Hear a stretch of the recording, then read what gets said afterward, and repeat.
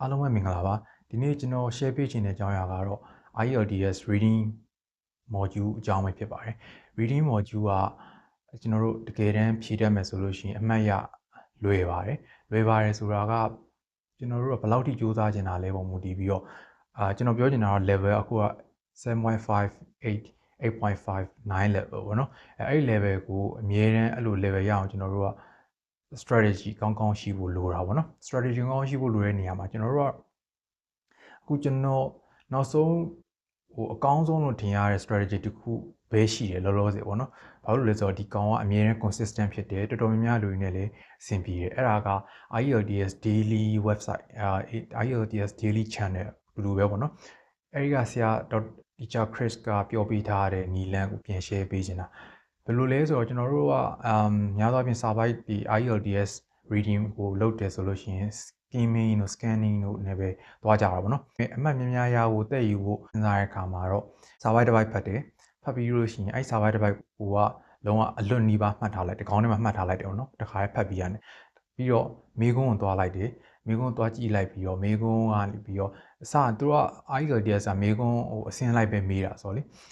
အစကနေစပြီးတော့ဒီစာပိုက်နဲ့ပတ်သက်တဲ့ပါလားမပါလို့ရှိရင်အဲ့ဒီမေကုန်းပိုင်းကိုကြော်လိုက်ပြီးလို့ရှိရင်ကိုကအောက်တစ်ပိုက်ကိုသွားကြည့်လိုက်အောက်တစ်ပိုက်ကိုသွားကြည့်အဲ့လိုမျိုးနည်းနဲ့နော်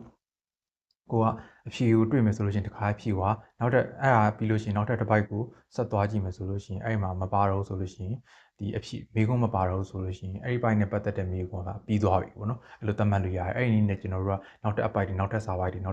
သွားမှာဒါပေမဲ့ကွန်ပျူတာနဲ့ဖြည့်ရဲ့ IELTS မှာ downside တစ်ခုရှိတယ်အဲ့ဒါကဘယ်လိုလဲဆိုတော့ကျွန်တော်တို့အရင်တော့ကတော့ဒီ reading ကို paper on paper မှာဖြည့်တဲ့အခါမှာစာပိုက်တွေရှော့ထားတယ်တကယ် magazine တွေနဲ့ရှင်လို့ရှိရင်တကယ်အပြင်မှာဖတ်တဲ့ journal တွေနဲ့ရှင်လို့ရှိရင်စာပိုက်တွေရှော့ထားတယ်ဒါပေမဲ့ခု computer base မှာကျတော့အဲ့ဒါမလို့တော့စာပိုက်တွေရှော့စရာမလိုဘာလို့လဲဆိုတော့ paper လည်းတိတ်ပြီးတော့ချွေထားစရာမလိုတဲ့အခါကျတော့စာပိုက်တွေအများကြီးပြည့်ထည့်လိုက်ရပါတော့ခုနနီလန်းနေရလဲအရန် popular ဖြစ်လာတဲ့အခါကျတော့လူတွေက 7.5 တွေ8တွေ 8.5 တွေ9တွေအများကြီးရကြတဲ့အခါကျတော့အဲ့ဒီဥစ္စာကိုလည်းသူတို့ကာချင်တာဖြစ်ပါလိမ့်မယ်စာပိုက်တွေအများကြီးပြည့်ထည့်လိုက်တော့ကိုက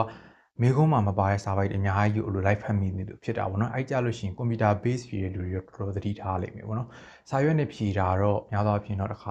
အဲ့လိုအရင်တော့လိုပဲပေါ့နော်ကိုမှီရဲ့အချိန်မှီရဲ့ပေါ့နော်ဒါပေမဲ့ပြဿနာအဲ့လိုကွန်ပျူတာနဲ့ဖြည့်လိုက်လို့ကိုကခုန method